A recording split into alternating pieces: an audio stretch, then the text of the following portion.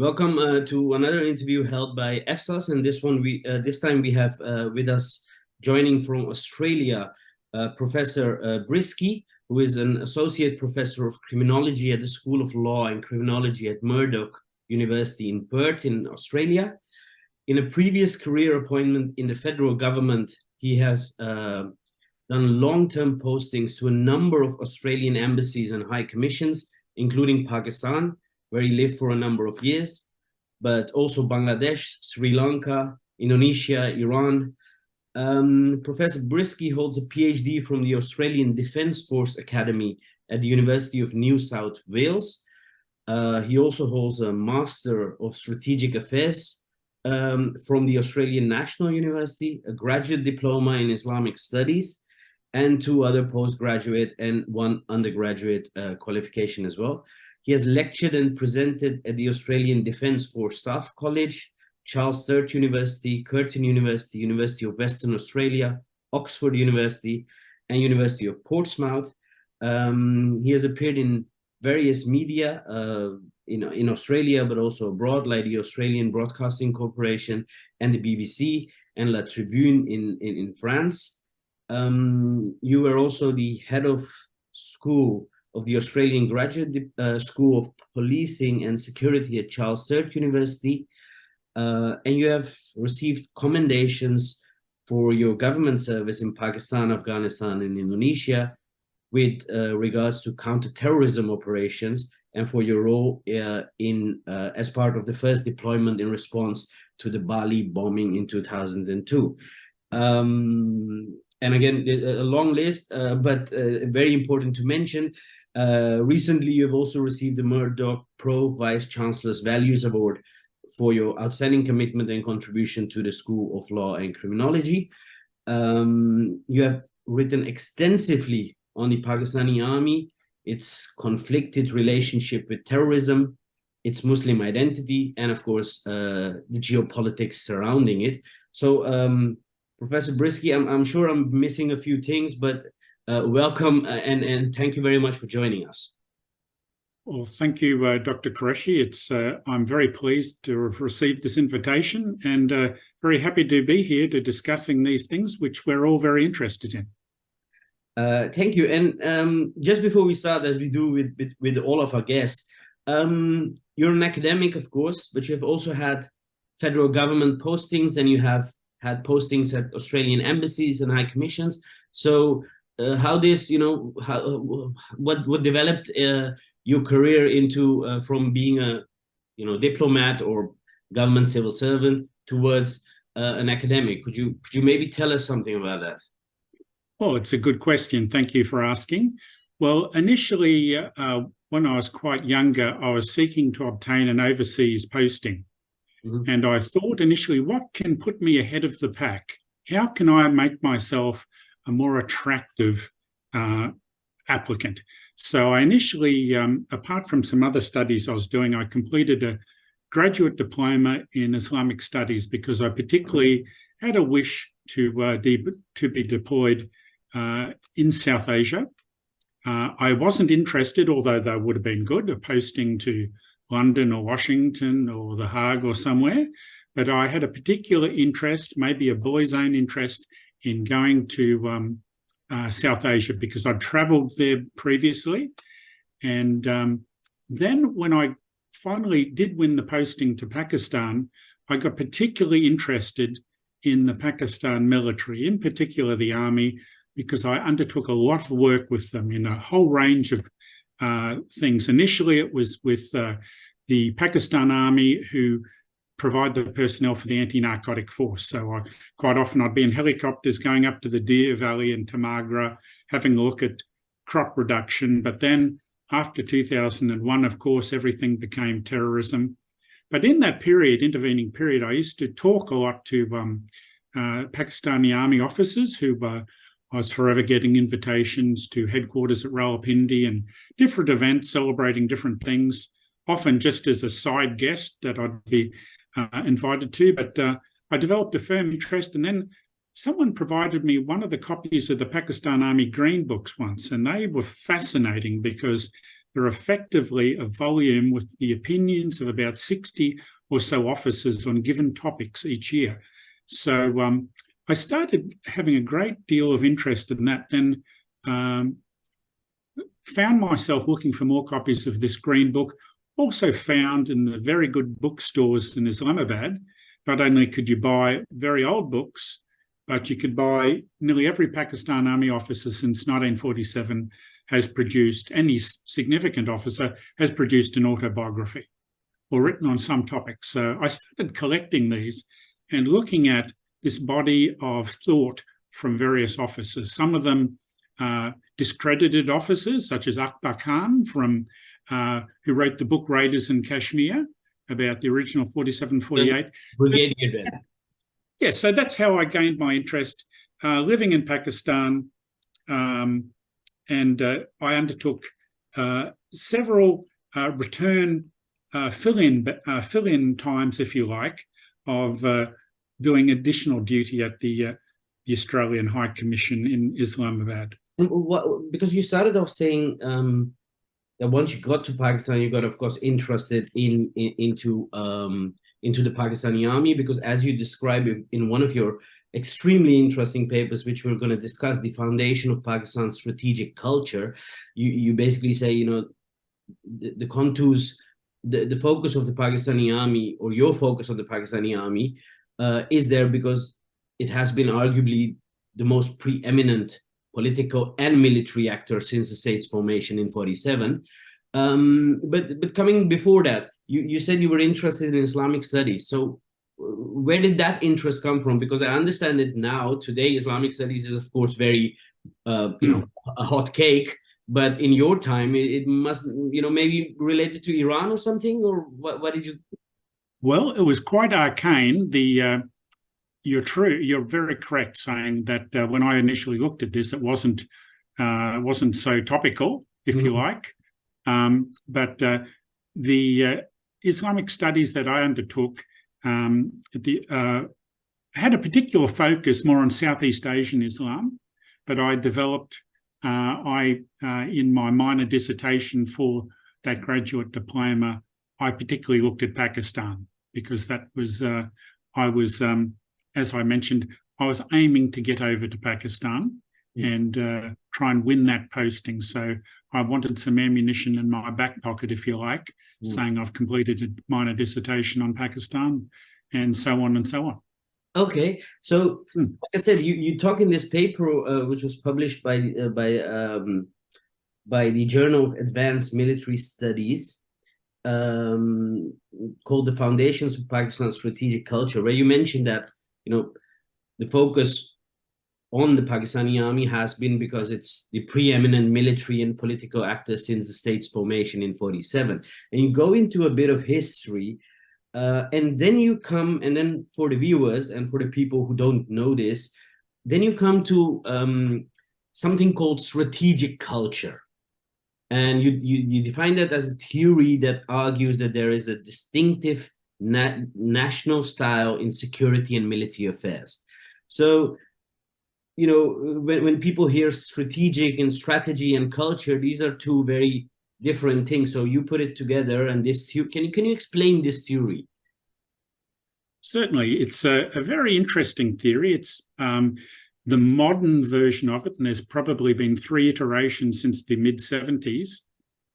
A Rand Corporation analyst called Schneider was tasked with providing an overview of the Soviet Union at that time and what could be anticipated by the combined effects of history, culture, religion, popular myths, and Schneider came up with this idea of strategic culture. It has its foundations even earlier, however, in some of the earlier ways of warfare studies done by Basil Littlehart, for example, which the Littlehart archives at the King's College are named after. And what it looks at is that certain countries, or most countries, have a certain historical background that could influence the way they approach strategy. So, and sometimes in the modern day, these things can seem to be counterintuitive, that nations will do things that don't seem to be in their self-interest. For instance, I mentioned in a number of these papers how the conflicted support for different terrorist groups over the course of Pakistan's history, and how outsiders after post 9/11 might say, why are they seemingly supporting these groups? For instance, in 2011, Admiral Mullins of the US said that the Haqqani group were a veritable of the ISI. Unit of the ISI. And why Pakistan does this is because of this strategic culture, this enduring belief of the fear of India, that the real conflict is always resided on their eastern border, not the western border, and that they needed, and some of these ideas overlap, they needed to have a pliant Afghanistan and persons in Afghanistan as backup, if you like, if a conflict emerged with India. And this overlaps with the idea also of strategic depth. Yeah, that's the idea that depth, yeah. The idea that Pakistan, especially across from the Wagah border, is quite narrow. And as we know, in the 1965 war, the Indian military attacked there. And this fear with Pakistan is being cut in half by an Indian thrust and having sufficient withdrawal space being into Afghanistan to regroup to continue the battle against India. But strategic culture, we can seek strategic culture in these factors in the early days of Pakistan. And a lot of the conflict, if you like, both logistical and armed, early after partition, resulted in the emergence of this strategic culture. And this strategic culture also has sometimes an invented past, a bit like what Anderson called in imagined communities, where people will develop these beliefs about themselves. Yeah, no, and you've of course, and we'll come to the three basic things which you mentioned under this strategic culture. You have of course already touched upon this belief of animosity with India. Some would even call it that, you know, Pakistan went out of its way to create that enemy when you talk about these beliefs, or make the enemy bigger than it actually was. And then in your paper, you talk about two other things, and we'll come to them one by one. One is, of course, this, and that is interesting in today's world, but also from your studies. One is, of course, the Muslim identity, not only of the state itself, but also within the army.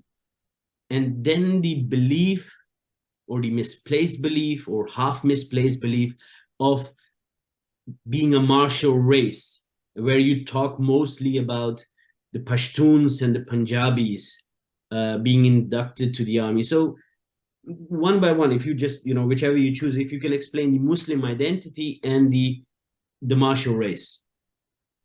Thank you, Dr. Qureshi.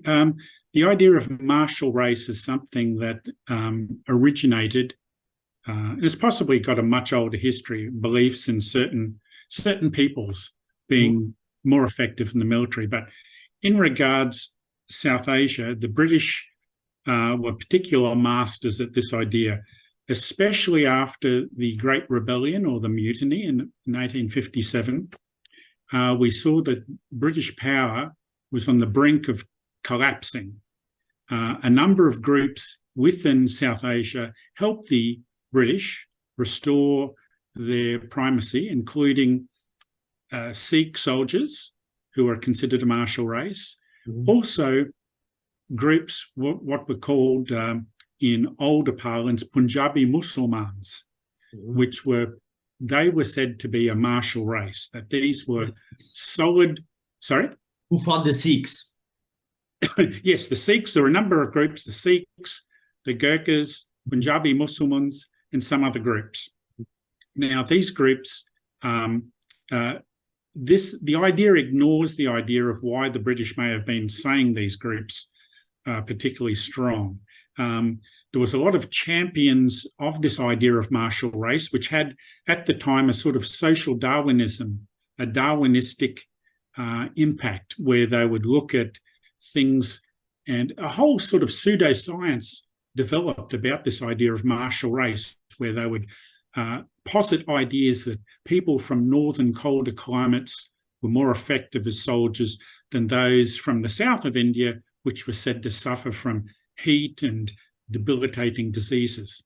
Now, that ignores the fact, of course, that early on in the British interest in India, that Tipu Sultan in the south of India had fought very well against the British. The Marathas also were quite warlike and had fought well against the British. But in the British interest, it was in their interests to promote this idea of martial race. And in particular, the Potahar Plateau, or the Salt Range area, most of the troops came from within 120-mile circumference of that area of the Punjabi heartlands, where these soldiers were recruited from.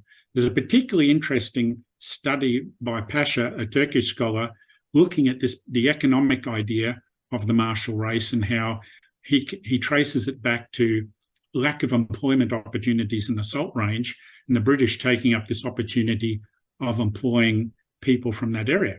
But traditionally, we look to Pakistan and we have their own authors promoting this idea of the martial race, even though it was meant to have been categorically meant to have been rejected after the First World War. We find it time and time again in publications by British officers and in the post-partition period by Pakistani officers. This idea of a martial race, the first major history of the Pakistan Army firmly established this as well. The 1962 volume, History of the Pakistan Army, clearly stated how they traced their martial roots back to the Scythians and even a pre-Islamic history, but they tracked this history down that the people who live in the area of what is Pakistan today have historically been martial. Mostly the Punjabis, not so much. They don't really consider people from Sindh in that regard very much. Baluchistan, they recognise that they're fairly warlike, but not really in some of these very social Darwinistic type explanations. They don't really consider them as being possible for them to be regimented and formed into a solid fighting force. And a lot of these books too, we look back to the late 1880s onwards, up until the early 20th century, the British Indian government actually published guidelines on martial race. They published guidelines which you can still buy today as reprints of Punjabi Muslims, and they're sort of like an encapsulated volume for officers at the time to understand these people from this particular area. So they would include in these volumes pseudo-anthropological studies and other studies which pointed to the martial qualities of these groups from the Punjab and other groups, about their qualities and how one should deal with them. So these volumes you can still buy today. Okay, but do you think that this particular belief of, the martial race concentrated in the Punjab, you just mentioned Sindh and Balochistan, do you think that that has actually been the basis of this, discrepancy within these various people in Pakistan? As you know, Punjab is mostly the most, prosperous province. Punjabis dominate the military, but also the civil service, also politics. So do you know that this has been the foundation of this imbalance in the country? And as you know, you've been posted in Bangladesh. One of the major reasons of Bangladesh, wanting to be independent was that they felt that they were treated inferior by then what was West Pakistan. That's certainly the case. There are people who dispute that, but the historical evidence and record, it's very clear that some people argue there was a form of Punjab colonization, a Punjabi imperialism that replaced the British. But it's clear in the elites, especially the military, were dominated by the Punjab. That's not saying that others weren't included. Of course, General Zia came originally. His family took part in the great movement across from India. They came in the majority. General Musharraf came from India. Yes, yes. So, and we've had others. We've had Musa Khan, who was a Hazara from Baluchistan, who was the chief of army, but he was still firmly under the control of Ayub Khan, who was a Pushtun. We've had Yahya Khan. So we see this dominance of two groups. And this was identified even at partition. And the two initial leaders of the heads of the Pakistan Army were two British officers, as we know. But even they identified the fact that it was valuable.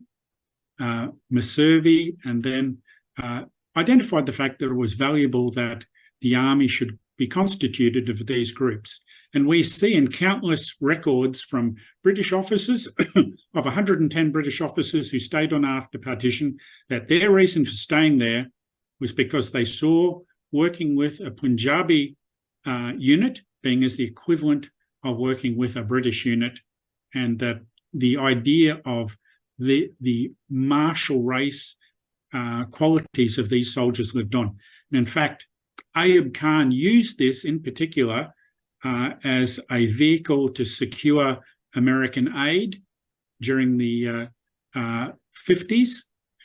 The idea that here we have this martial race army who are Muslims, impervious to communism, that are here for you.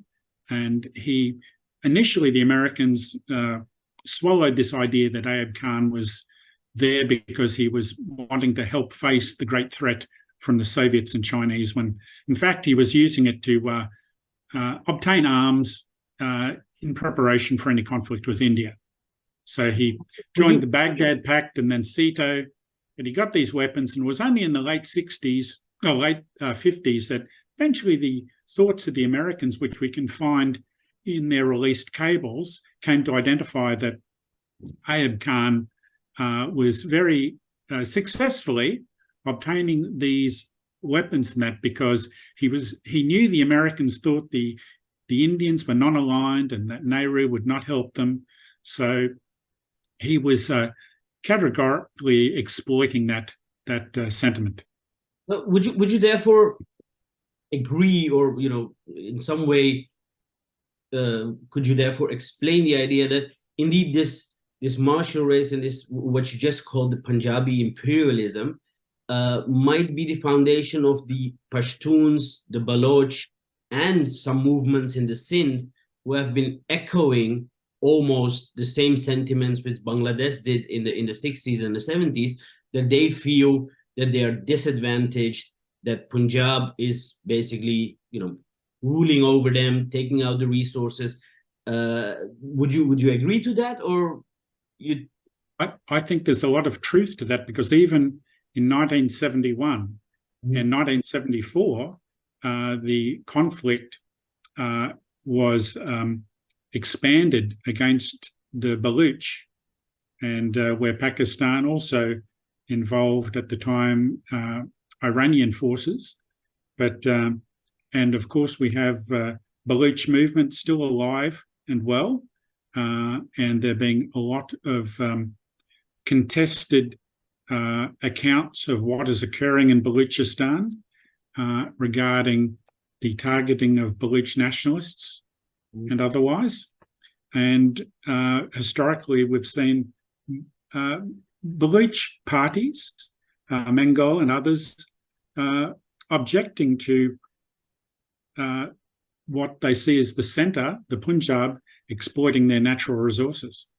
Okay, and then you also come to the Muslim identity, which is part of this strategic culture. And before you answer that and explain the Muslim identity, apart from the Pakistani, you talked about the Punjabi Muslims, but at the same time, this Muslim identity inherently also talks about the Muslim Ummah, the larger Muslim community in the world. So that's one, but I would maybe argue that, as we know, the Islam, came into or flourished from the Arabian Peninsula, and those Arabs have also for a long time claimed to be martial race, because there were these conquests all over the world. So what makes Pakistan different? Because I don't see the Arabs claiming the Muslim identity and the martial race, but you do see the Pakistan, and in some sense, the Afghans at some point of time, although they have a lot of influence from Central Asia, of course, but you see them claiming these identities, whereas an Arab might say, from a nationalist perspective, well, these were not South Asian conquest or victories. These were Arab victories, and we were the first Muslims, and we were the one who, these are our claims, just like the Turks have their own claims. Yes, that's very true. And this idea of martial race, and I'll return to that point, because as I mentioned earlier, the British were significant in promoting this idea, even after partition, when the two first commander-in-chiefs were British. But the British also, and the French and Dutch also used this idea, and even the Americans.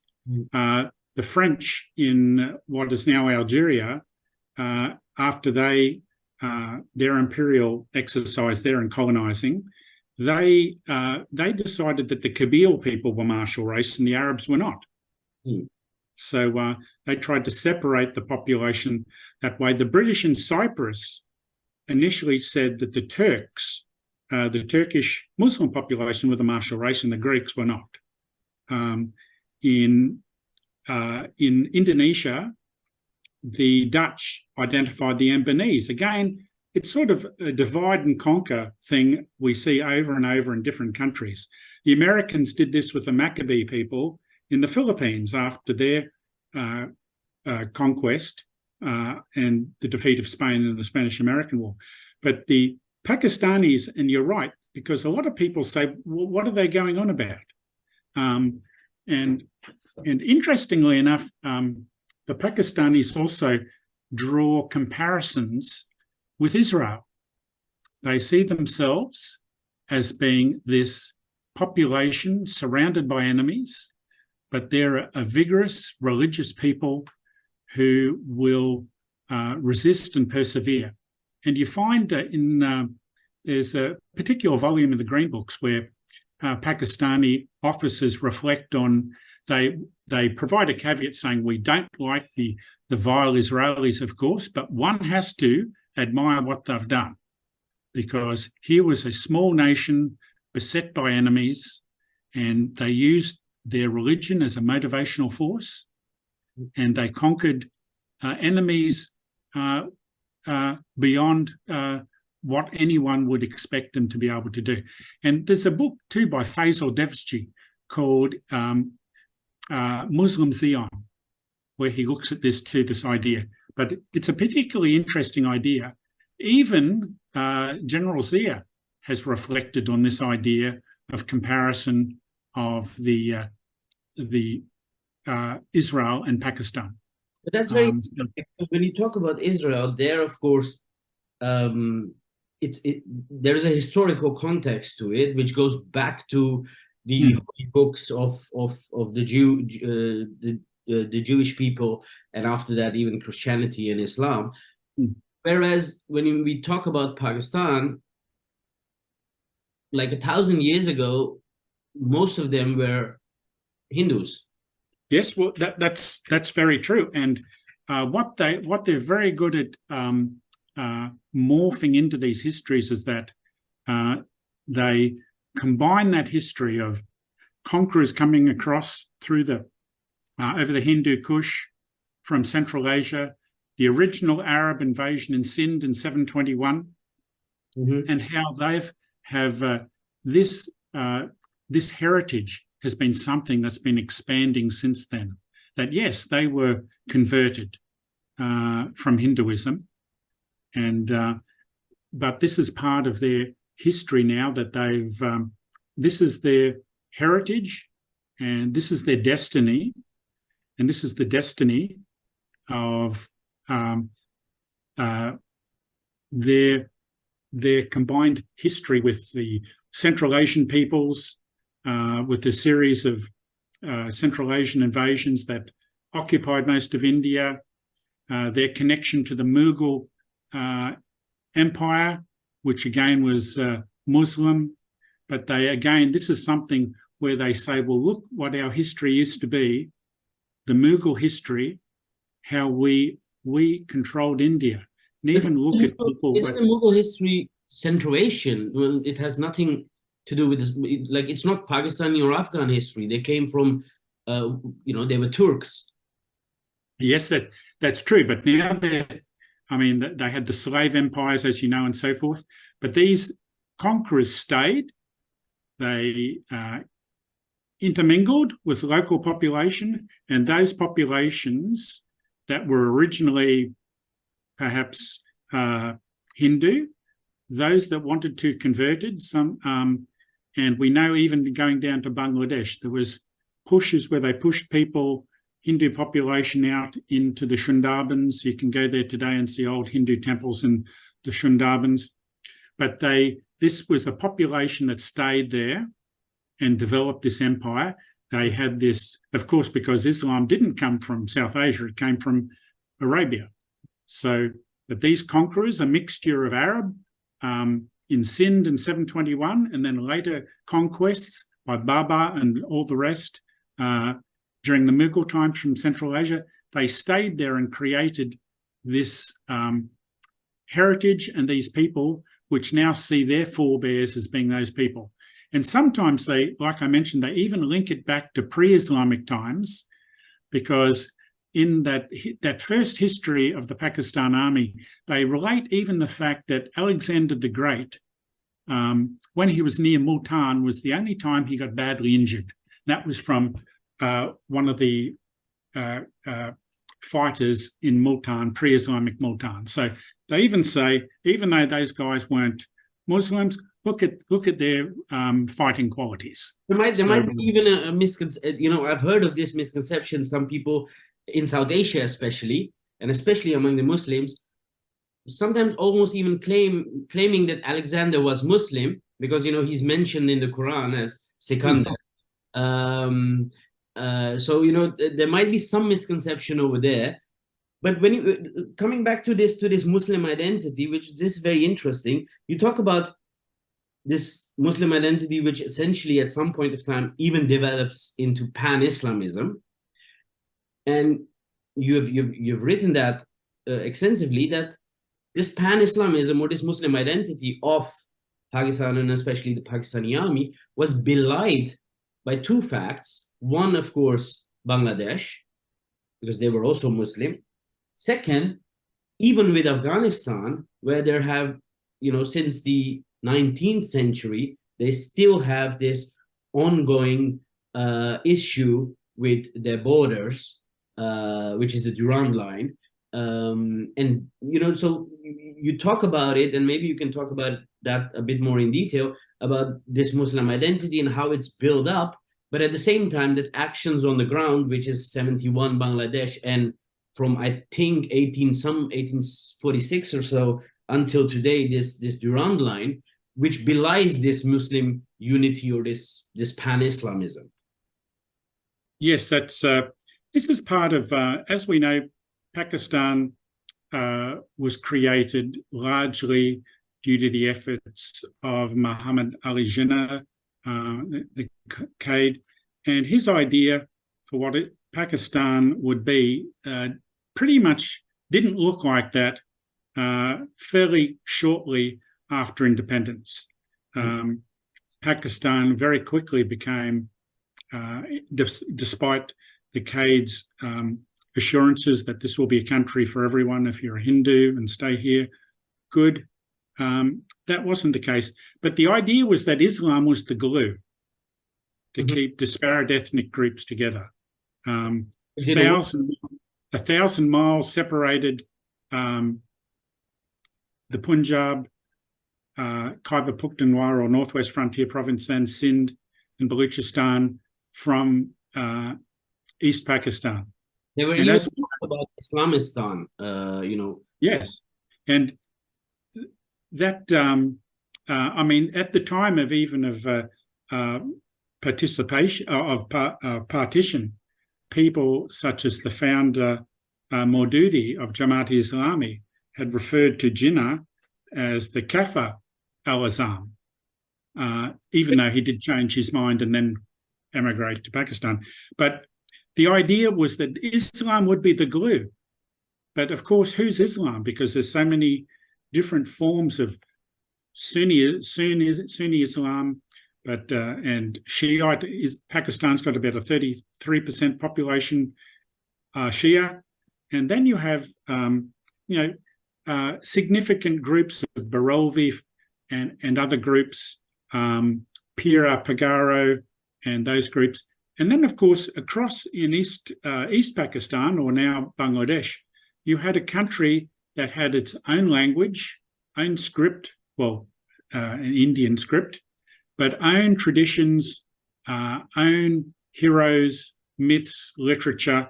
And this was a significant factor, as we know, when Jinnah went to Dhaka just after independence and mentioned that Urdu would become the national language. It wasn't greeted with much affection because, again, the cultural and religious identity of those in East Pakistan, in the majority, was very different. East Pakistan at the time also had a much larger Hindu population, also included populations of tribal peoples that went down towards the border with Myanmar. But it had a very firmly attachment to their own culture. And as we know, when the Bangabandhu and the 6 Points, which ignited the war, occurred, this was after a long experience of Bangladeshis or East Pakistanis feeling disenfranchised, cut out of government positions, even though Nazimuddin and others had been leaders, but being thought of as being this resource base where all their jute earnings would support the West, and having little involvement in the military or government.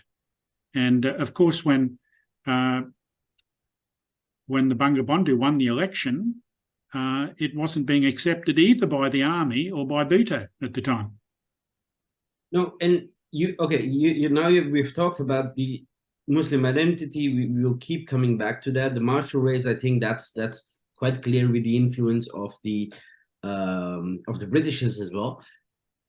And then you also note that the influence of this Muslim identity, Islam, but also then this martial race, makes the army of Pakistan do irrational things with regard to India. And you specifically mentioned Operation Gibraltar in 1965.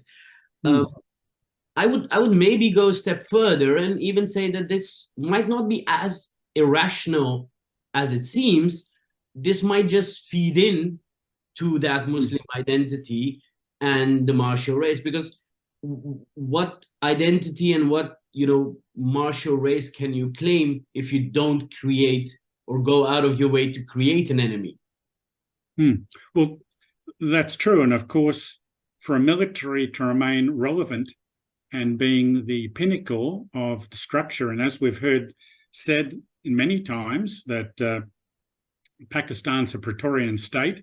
It's not a country with an army, it's an army with a country. And we've had the famous statement of Hans Morgenthau in 1956 in the New Statesman saying Pakistan doesn't have a historical reason to exist. That the only thing that Morgenthau at the time, which really angered Pakistanis, was their hate of India. And that the military had to have some raison d'etre to exist. And that was this existential fear of India. And isn't this fear mostly, created by these irrational operations which you talk about, Operation Gibraltar, but you also just mentioned in the beginning, you mentioned then Brigadier Akbar Khan, afterwards general, who wrote Raiders in Kashmir. 97 you mentioned, of course, India was very much involved over there, but the foundation of it came from the issues between West and East Pakistan. You talked about the elections. So this, I'm no denying the fact that there is animosity between India and Pakistan, but hasn't the Pakistani army or its establishment gone out of its way to actually fuel that and create even more enmity? I would say there's a good argument for that being the case. There's also, as we know, the army is much more than an army. It's also an economic enterprise with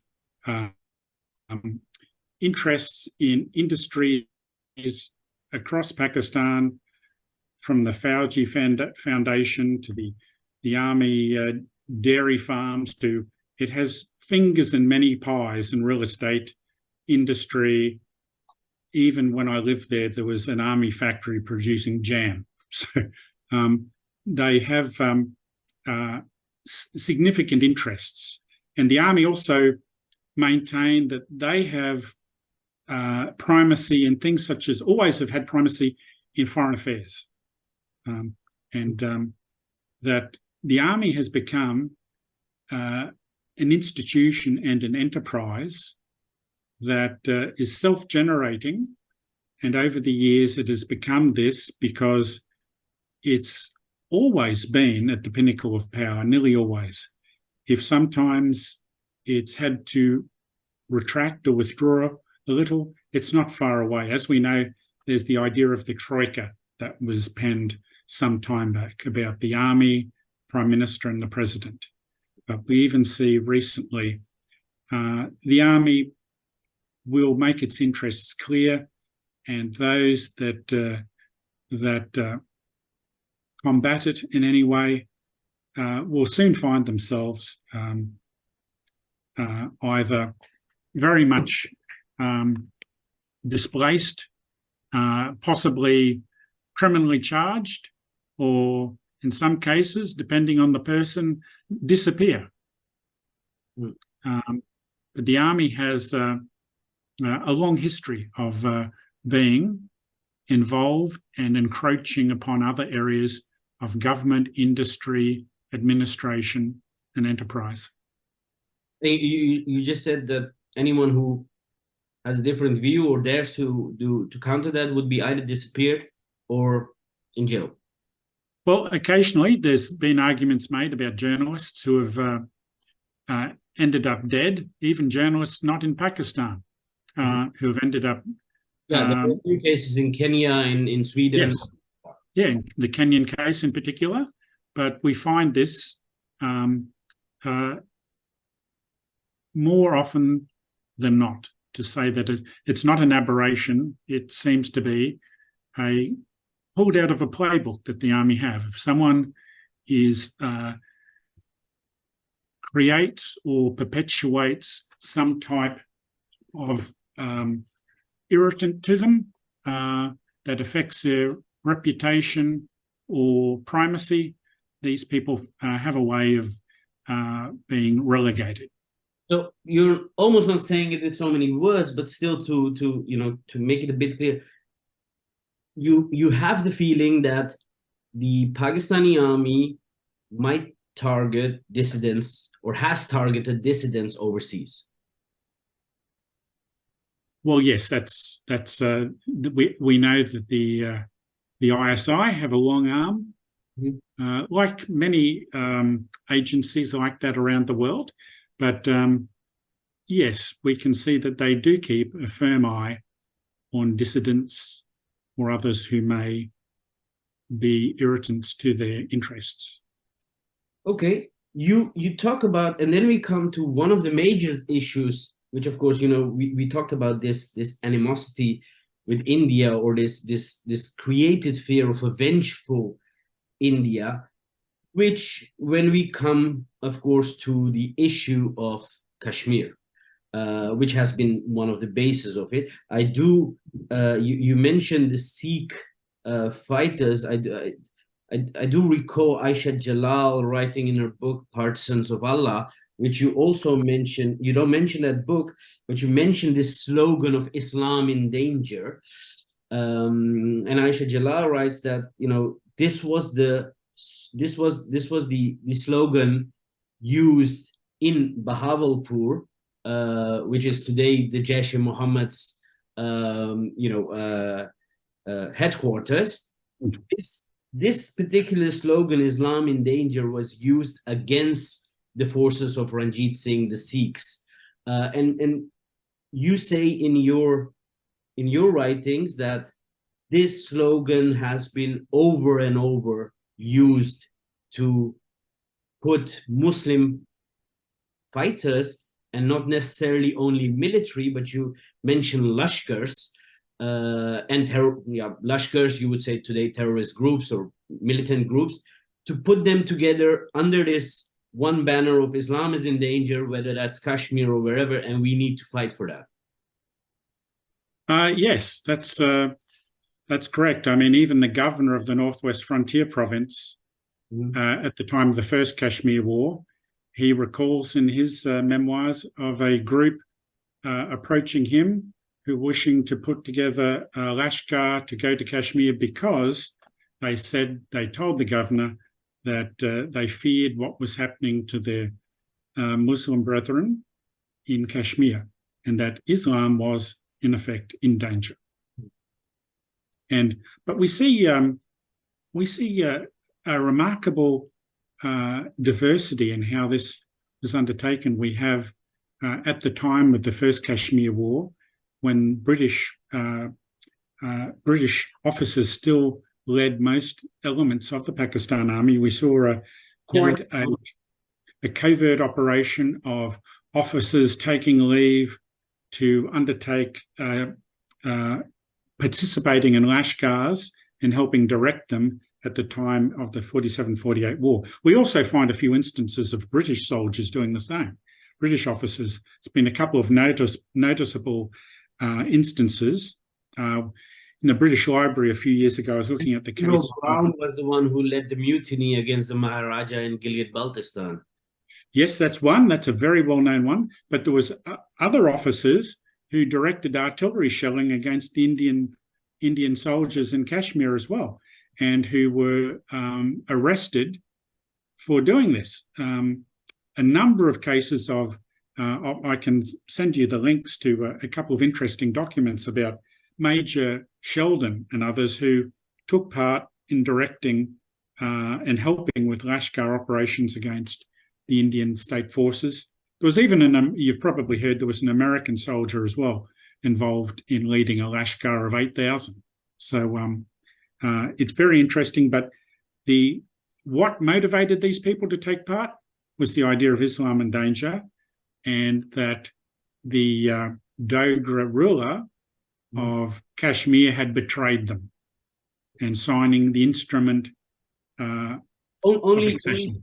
Only the instrument of accession, of course, was only signed after the invasion. I think the Dogra ruler for a long, long time, because India and Pakistan came, India 14th of August, or Pakistan 14th of August, India 15th of August. the Dogra ruler delayed, of course, his decision for a long time because, in essence, he wanted to remain independent. Yes. And he was forced to sign this instrument accession when this invasion took place. But apart from that, what I would like to understand your perspective on this, that the rallying cry was, of course, Islam in danger, which even went up to the Northwest Frontier Province. So people in the Northwest Frontier Province at some point of time felt Islam is in danger, and then were facilitated by the army to go and fight into Kashmir. But history tells us when they went there, it was basically looting and plundering. Well, there was a lot of that, and their failure, apart from the injection of further Indian troops, but there's certainly, I know I interviewed one of the British officers who was observing on the border at that time, interviewed him in Britain in 2010, and he distinctly remembers a lot of the raiders returning with loot, including people, women, bringing them back across the border. So, and we know even... just to understand, because you've done Islamic studies and you've spent so much time there, how do you explain that someone feels in, Northwest Frontier Province, feels that Islam is in danger, then goes and travels and is facilitated to fight, and then ends up, instead of, again, not saying that should have happened, but instead of, maybe killing non-Muslims, ends up looting and plundering the same people that he was going to protect there? Well, that's an interesting question, because that could be partly cultural. The concept of raiding or war parties, one of the attractive options for it, apart from Islam and danger, is the potential loot you might get at the end of it too. So, and that's been a factor in warfare for millennia, of course, the attraction of loot, because these aren't paid groups, they're people who raised the rallying cry and responded, but of course there is the attraction of loot. There were, of course, plenty of people were killed, non-Muslims, including nuns, Christians, British administrators, and many others who were killed during that time. There's a number of very interesting accounts of that. Yeah, some people even say that, some historians have said that the fact that they kept on looting, killing, and plundering in a city called Baramulla was the reason that they didn't reach the capital, Srinagar, before the Indian army came in. Yes, well, that's most likely the case, and that if they hadn't have been so focused on Baramulla, maybe they would have been focused on another area as well. But this, of course, these weren't militarily disciplined. They were probably independently quite successful fighters, as we've seen from the history of frontier warfare in the Northwest. But they had a particular idea of warfare. And a lot of that idea of warfare was not to become engaged in sustained fighting against someone who might actually kill you. So the idea of striking a blow, the attraction of loot, and we saw this idea of that conflict even repeated in fictional books, fictional accounts of the conflict in Kashmir, where again it was in fictional accounts it was posited as one of these warlike individuals attacking a defenseless population, which in many cases it was. But you're right, I mean, their lack of discipline in many cases. We do find many accounts, however, of Indian officers saying, clearly these are not just tribal raiders, because in some parts of the theatre of conflict, they were quite disciplined and were using mortars and supported by heavy machine guns. So clearly, Akbar Khan mentions in his book Raiders in Kashmir as well. That's why he was basically outcast after that. And a number of Indian, well, they even invited into this war members of INA, Indian National Army, who had been assisted the Japanese during the war, Second World War, and who had been generally not allowed back into either the Indian or Pakistan armies. But in the case of this Kashmir conflict, we find a number of those ex-INA figures who, again, in their autobiographies, relate how they took part in these hostilities and helping the tribal Lashkar groups in their fight.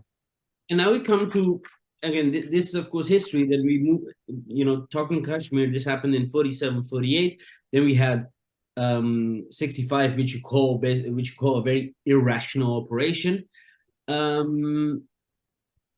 And then it took and coming to today or, recent history, then it took a very different form that at some point of time, the army thought, and this was also, of course, a fallout of the Soviet-Afghan war, that it thought that, maybe it doesn't need to go itself to fight, and maybe it could use these battle-hardened mujahideen from the Afghan Soviet war to rally them again under this Islam in danger cry, which essentially in the 90s started a proxy war in Kashmir.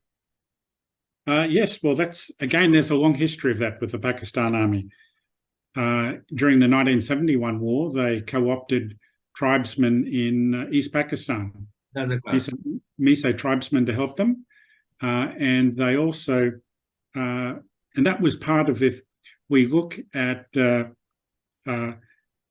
memoirs of Musa Khan, the commander-in-chief of the army, he talks a great deal about the co-opting of different groups to assist as proxies in warfare.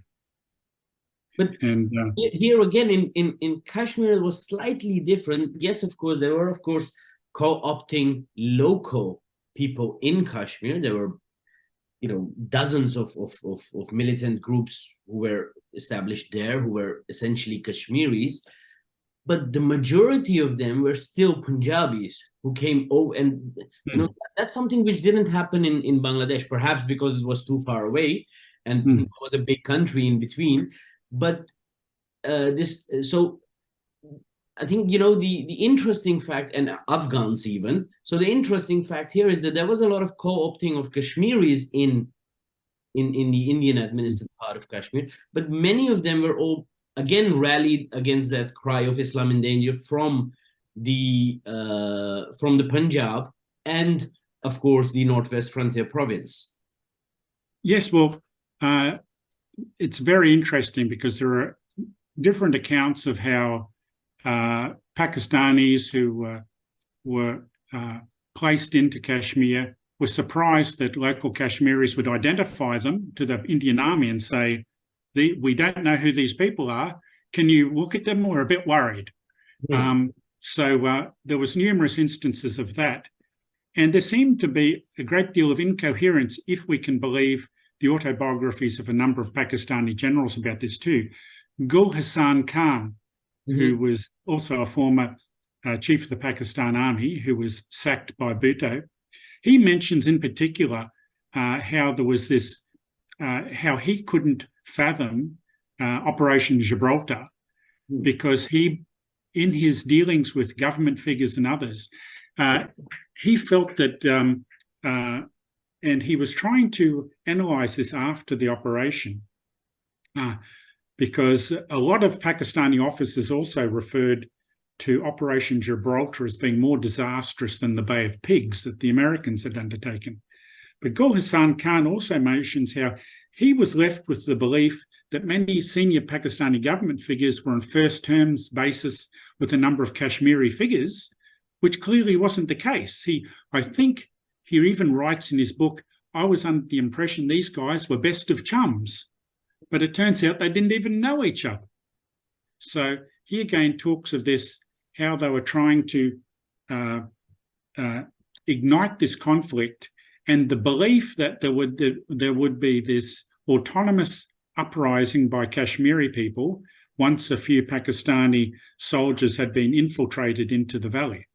which didn't happen, of course. In many cases, in some cases, a few people did assist. In other cases, as I mentioned, people identified to the Indian security forces suspicious behaviour by these people who they didn't know. Yeah, which also happened in the Kargil War. Basically, these infiltrators were identified by the local people there. The Indian Army had no idea because of the terrain that these infiltrations were happening, and they took out. I think it was a few weeks before the Indian Army got to know, and that too by locals telling them. But this thought of vengeful Hindu India and this animosity, this continues until this day. We had recently an Afghan on an interview with us, to whom I asked the same question, in the sense that many of India's strategic policies have actually been in response to China.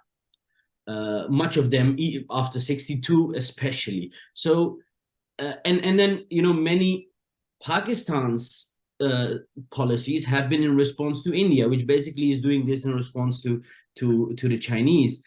And then there was this Afghan minister who told us that she felt that India had moved on, and that moved on beyond Pakistan, and that Pakistan should perhaps do the same, move on beyond Pakistan, beyond India. Do you think that's possible with this Muslim identity and this reflection in the state's policy? Well, it would be a good thing, because I think it's a correct estimate that India is fairly much an economic juggernaut. India sees issues, as we just saw with the recent meeting between Mr. Modi and Xi Jinping. India is very sensitive about security issues, but it feels very confident in its own sense of abilities to fend those problems. But we, of course, see in Pakistan the continuance of this board where people get shuffled round. If they upset the army, they soon find themselves out. The military haven't lost any of their primacy, despite it being seemingly so since the dissolution of Mr. Musharraf's last interregnum. But the army is still in the driver's seat. Okay. And the army, of course, as we've just discussed, it's not in the army's interests to dismiss or embrace India. We saw early on in Mr. Musharraf's term, even after Kargil, we saw a little bit of rapprochement, the opening of the Lahore-Delhi bus line, and of course that then got closed again because of Kargil. But we did see Mr. Musharraf visit India, but these things always seem to be stillborn. Yeah, and you have, of course, you had, I think, even after the Lahore bus, Manmohan Singh and Musharraf took this very much forward, and then, of course, Mumbai happened. It was Mumbai. Before that, there was 2002, the Parliament attack, and all these things which, again, if we're talking of terrorism theory, we'd be talking of these as spoiling actions. And do you think many people in India, but also internationally, say that it's, well, Musharraf was, of course, also army chief at then, but in essence, it's the army using its proxies to derail any prospects of peace with India, because otherwise it would lose its grip on the country. So is there some truth in that? I suspect there is. It's the idea of spoiling. It's got a long history as a theory in terrorism. If people are upset and don't actually want to go to the peace table, they will spoil it. So that can be via an attack, some grievous attack which occurred in the Indian Parliament. The Mumbai attacks, absolutely. But there's countless examples of this where something will happen which will just make it simply impossible for Mr. Vajpayee to continue talking with Mr. Musharraf at the time or other Indian leaders.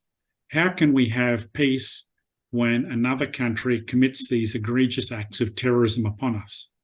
Okay, and now coming to today, today, you just said the Pakistani army is still very much in the driving seat, and it can use, of course, these many proxies it has to derail any peace efforts. Now, it seems, and I'm not sure, but there have been many analysts also in Pakistan saying that, well, we have had this policy for a long time, but now we're changing, and we're not changing because we want to, but basically we're changing because these Frankenstein monsters are now acting against us. And which has also been one of the reasons one of our last interviews, we talked about this sort of tension between the Taliban, the Afghan Taliban, and the Pakistani military establishment. The Afghan Taliban would have, of course, not been in power had it not been for the Pakistani army. But today it seems that they're their own entity, and not as much under influence of the Pakistanis anymore. I'm not sure. Maybe you can explain that. Well, it's yes, the Taliban and the Pakistan Army. We saw immediately after 2001, after the initially, which was the American actions, enduring freedom, and so on in Afghanistan, we saw a degree of peace for a very brief period. Then, of course, that developed into and the end game, which occurred in 2021 with the ejection of the Americans. But the Pakistani, as you say, there's been a long history of Pakistani involvement in Afghanistan. There's biographies by Pakistani generals relating the fact of Bhutto wanting more influence in Afghanistan and who could the Pakistani army co-opt for them. We also see a number of examples, if they can be believed, there's a book by Anthony Schaefer, an American colonel, who claimed to have captured ISI people actively leading Taliban formations. But it was fairly clear that both a mixture of support from Pakistan as well as volunteers from Pakistan have always formed a large part of groups in Afghanistan as well. But the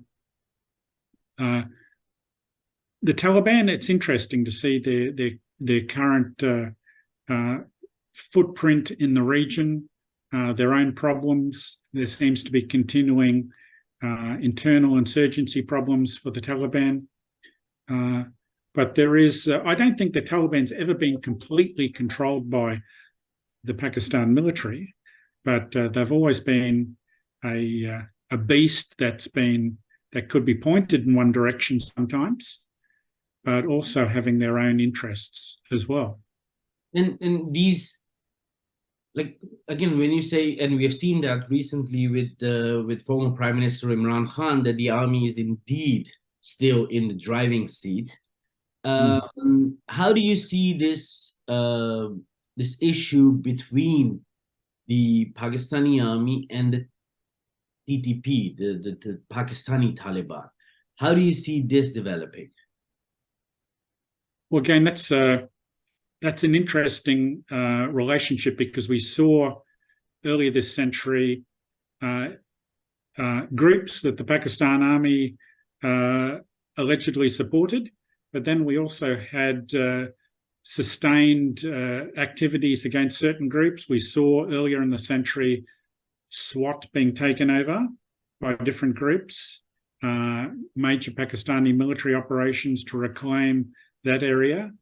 We also saw in current day Khyber Pakhtunkhwa different militant groups, TTP and others, operating ostensibly with, if not with the active approval, with the knowledge of the Pakistan military.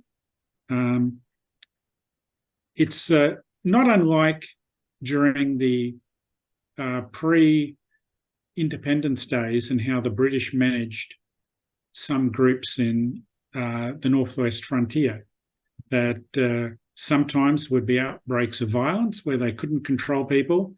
Another time, through a mixture of support, money, and other carrots that they would offer them, they were able to control them. But I think there's still a degree of relationship, of interest, of mutual interest between the Pakistani Taliban and the military. Okay, you still think there is a relationship of mutual interest? Yes. Okay. I mean, these things are always difficult because naturally Pakistani people will say, but look at how many of our soldiers have been killed fighting these people or others.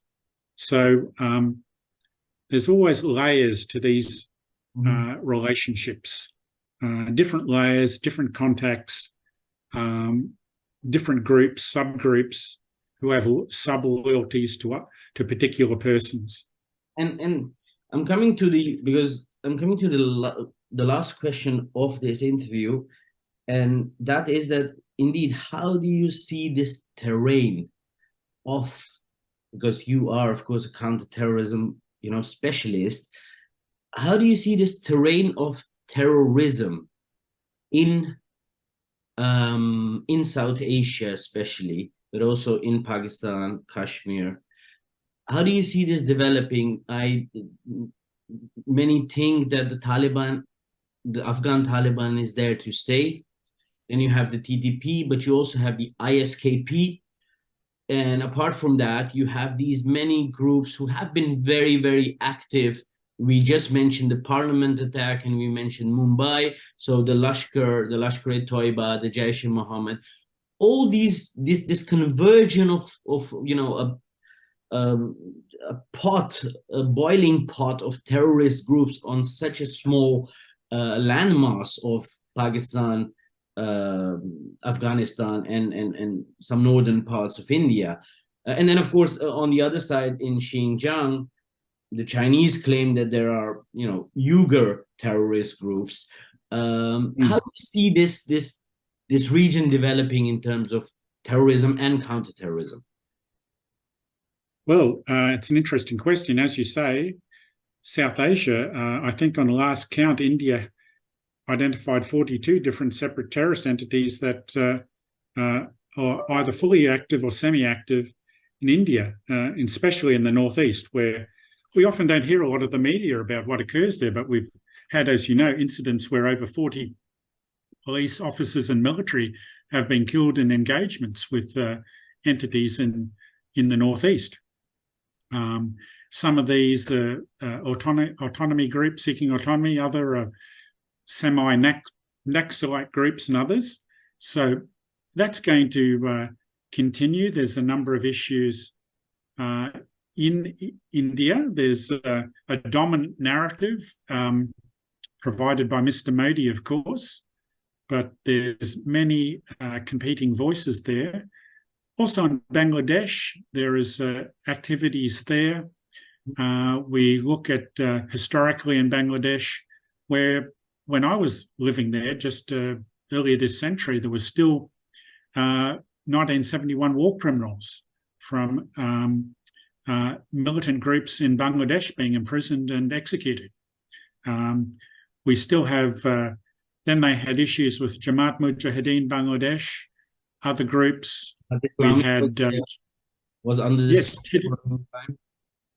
Chittagong Hill Tracts groups. Then with currently the dreadfully large refugee camps around Cox's Bazar, groups of Rohingya who naturally are not pleased with the Myanmar government and are actively organising against them. To then swinging back across to Pakistan, where we have different groups. We have a long history of groups there involved in Islamist to sectarian issues, As we know, there was a long history of the MQM being particularly active in and around Karachi. Then we have different groups, pro-Shia groups, anti-Shia groups in Pakistan. And over the course of this century, we've had significant levels of attacks against Shia mosques, retaliatory strikes. We've had strikes against army schools. We've had the Baluch Liberation Army and other groups. So this is going to continue percolating, and there's going to continue to be these activities in South Asia, in Pakistan. The situation in Afghanistan that could develop in a manifestly different ways about what's going to occur there. But in Pakistan, as long as we have one particular group and we have the failure of democracy really to represent all groups, we're going to naturally see people who come to find that they believe their only response is in terrorism. Okay. And then my last question, with China injecting itself more and more into South Asia, they just recently had an oil deal signed with the Taliban. They're building this corridor in Pakistan, and of course they have trouble with India on the line of actual control. And then of course, you know, as you just mentioned, this terrorism landscape in South Asia. Do you foresee a war in the foreseeable future? Do you foresee this boiling pot or this volcano someday erupting? That's a very good question, and as you said, it is a boiling pot. We have so many emerging groups who have grievances, and I forgot to have mentioned, of course, a few years ago when we had the Red Mosque, Lal Masjid Mosque issue in Islamabad. Even we had the issue there of assaults and killings of Chinese citizens, detention of Chinese citizens. A particular group who took over the Lal Masjid had grievances against the Chinese club, which I used to be just down the street from where I lived, operating quite openly a brothel in the middle of Islamabad, which everyone said it wasn't a brothel, but everyone knew it was. But we've had Chinese citizens targeted in Baluchistan, in Afghanistan. And the Chinese investment's been long-standing, and as we know, Pakistan always has treated China as their great friend, even though the great friend didn't come to their aid in 1965 or 1971. The great friend is someone that, and now we've seen a great deal of investment in infrastructure, in the port areas of Pakistan, roadways, development. I mean, we find the history of this in the Karakoram highway development. But going back to your question, will there be a war? Well, a war, we've seen eruptions of conflict between India and China, which they've been trying to dampen down. But a war between Pakistan and India, I don't see that, despite different parties in the Pakistan military, and we've only got to read a selection from not just junior officers, but from major generals and lieutenant generals, if we obtain a copy of the Green Book, of their firm belief that India still poses a threat, and that some of them don't categorically say that a war is not a possibility. I don't think it will actually occur in the near future. Notwithstanding, there is some significant injection of different parties into who control Pakistan. We've seen since the early 70s an Islamization of the Pakistan Army. So people always wonder about the threat of an Islamist coup within the Pakistan Army. There has been Islamist coups that have been intercepted that included senior officers. There's been individual coup attempts by senior officers. Major General Tajumal Hussain Malik attempted to do this individually. We've had other officers in a cabal of conspiracies involved in wishing to take over the government. If there was a conspiracy in the future that wasn't intercepted, war could be a real possibility. We have a nation that has nuclear weapons. We have a nation that on any given day is one of the largest militaries in the world, especially its army. Balancing that against, hopefully, some degree of rational thought in the high command about what would that actually do for Pakistan, except result in its destruction. So probably, putting it short,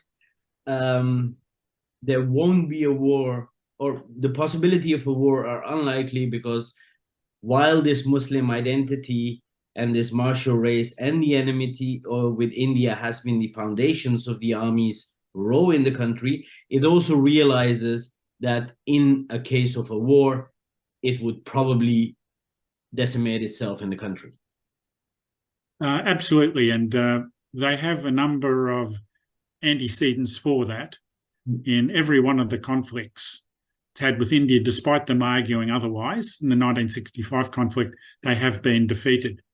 And the 1971 defeat was a catastrophe. Yeah. So they had the country separated, as some say, operation without anaesthetic. And the country was separated.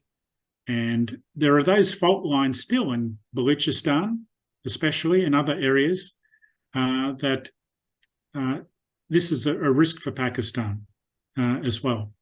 So they have the idea of their martial race still. It's still repeated. You can find it in army publications. There also has been a realisation, one would hope, and a reflection on history.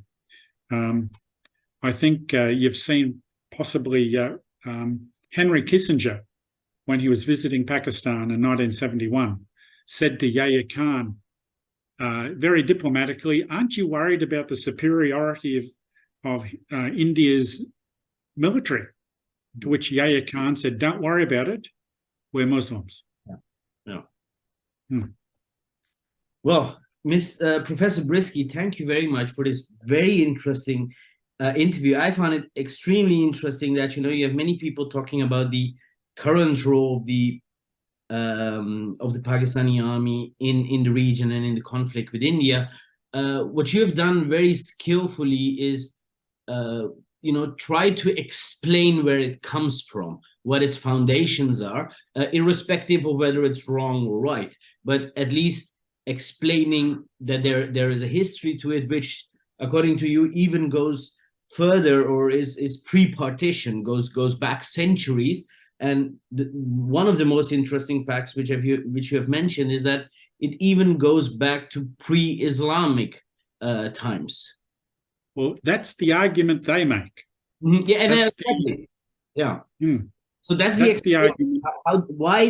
Why is it that they think so? Because they think that their claim to martial race and Muslim that can even go beyond pre-Islamic times.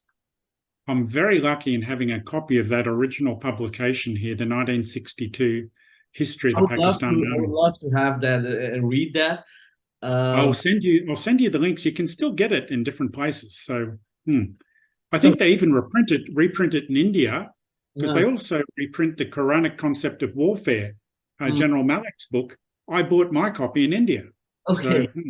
So, no, again, extremely indebted to you for having this, being here and having conducted this interview. I would, you of course, you in our introduction, we talked about you were in London a while ago. We would be extremely happy to host you someday, either here or in the UK or wherever we organize a conference. That would be fantastic to have you. I've learned a lot. Well, I thank you a great deal, and I would look forward to another opportunity, because I know part of the story, and you and your colleagues and the scholars attached to EFSAS and your listeners know also a great deal of this story that I would enjoy benefiting from as well. No, thank you very much, and we hope to speak again soon. Thank you very much, Dr. Qureshi. Have a great evening.